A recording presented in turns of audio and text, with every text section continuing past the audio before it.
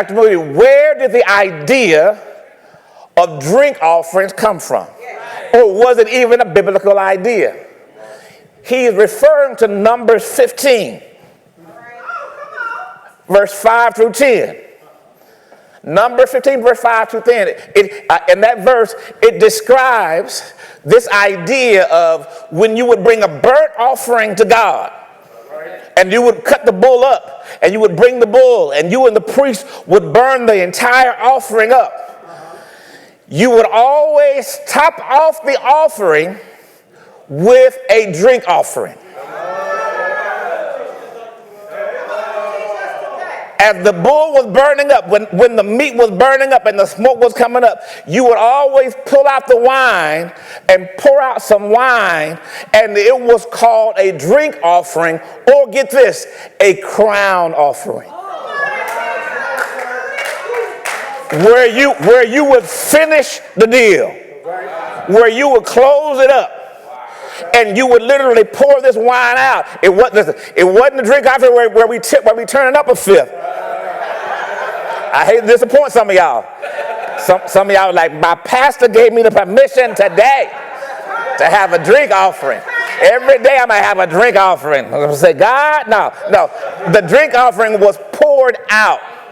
It was not consumed.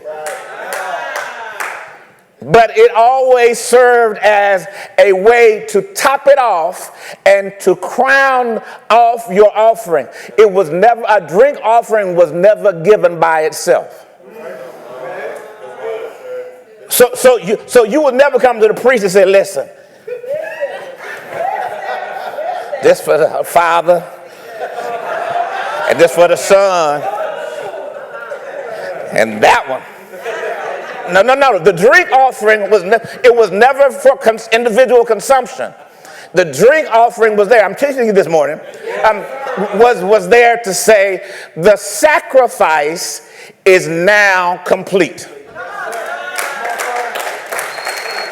Make it sense. So in the Hebrew, I broke it down for you because so in the Hebrew world, wine symbolized joy. Wine symbolized gladness. And so when you would bring the crown offering or the libation offering or the drink offering, it says that whatever I just gave to God, I'm glad about it. I have no regrets. I have nothing where I'm looking back and saying, I shouldn't have given God that. So now, this drink offering was one where when you would do this, it was like, I'm a part of the covenant. This is what we do, and I'm so glad to be part of the covenant. God, you are my provider. God, you are my king. And since you bring everything to me, the least I can do is top this thing off with an offering to you. Ever make sense? To say I'm glad about it. So the drink offering, the wine symbolized that I'm in covenant with God and I'm glad about it. I gave to God and I'm happy about it. I sowed into God, and because I am His and He is mine, that I have no regrets about what we've been through. God, I'm yours. God, you're mine. And I want to tell the entire world that I'm glad about it. Now, we would argue this, and because we haven't talked about this, I have to substantiate to you that this type of offering was not just in the Old Testament. That in the Hebrew temple, in Second Temple Judaism, during Jesus' time, they would have, when they would bring the burnt offering in the temple, there was a part of the temple to the immediate left of the altar. They would then take the drink offering and they would pour it out as they would give their offering. So this was not just an Old Testament issue, this was a New Testament issue. But get this, saints, it was so key that the priests themselves would be noted for giving a drink offering. And the priest would stand on the top of the altar, in front of everybody, and they would tilt the chalice over so that everybody would see the stream of wine that would pour from the chalice, and they would hear the splashing, and literally they would tilt it slowly so everybody in the room could look and could see it and could hear it. And this is like, and we all are glad about this, and we all have joy, and we all are God's people, and God is our God. And so while you got fire shooting up, burning your offering, you have the drink offering on the bottom. So you got fire on the top and the drink offering on the bottom. I'm making sense. And so Paul says, my life is the drink offering. He says, I've lived all these days, and I've sown all that I can sow into God, and I've done all that I've known to do. And I want to know, Timothy, and I want everybody to know that my life is being poured out as a drink offering. Paul says that when you look at me, I want you to look at me publicly and watch me stand before everybody and let everybody know that I am not ashamed of who I am. I'm not ashamed to call on him, and I'm not ashamed that I'm his and he is mine. I want everybody to see that I'm glad about I have no regrets. He mine. Am I making sense? See, everybody that I know, you want somebody to say, yeah, I ain't ashamed of it. That's right. You want people to stand in front of you and say, no, let me show you how I feel about it. This is how I feel about it. Am I making sense? So Paul says that he says, everything that I've been doing up to this season has led to this final moment.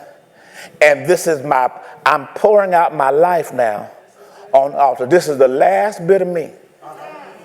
And since I've given God everything, I'm going to crown this offering. Am I making sense to anybody? Making sense. So Paul says that he says this. He says, my life is being poured out. This word in Hebrew is spendomai.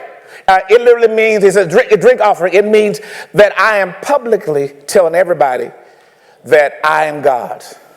And that all that I did for God, I have joy in. See, I'm sure you help somebody. I've been asked several times, people say, Dr. Moody, how do you do it? How do you stay in with God? How do you stay Sunday after Sunday focused with God? How do you keep yourself together? And how do you keep steady with no matter what happens? I see you, and I see you on Sunday morning and you're smiling. And I see you on Sunday evening and you're smiling. And I see you on Wednesday and you're smiling. And I'm like, I don't know how you suffer as much as you suffer for God. And you know what I say? I be like, where am I suffering? And I'm like, my life is a drink offering. I'm like, I'm living the best life that I ever could. Who lives a life where you change people's eternity?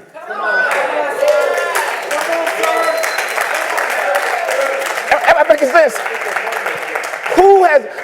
Who as a responsibility has been given the greatest message to the whole world? And your job is to repeat that message and teach that message over and over and over and over again. Who gets to see the grandma get saved, the son and daughter get saved, and the grandchildren get saved? Who gets to see all of that? Who gets to watch somebody come in as an addict and as an idiot and then leave life with pride, got their self together and got their family together and living the best life and going to work and living?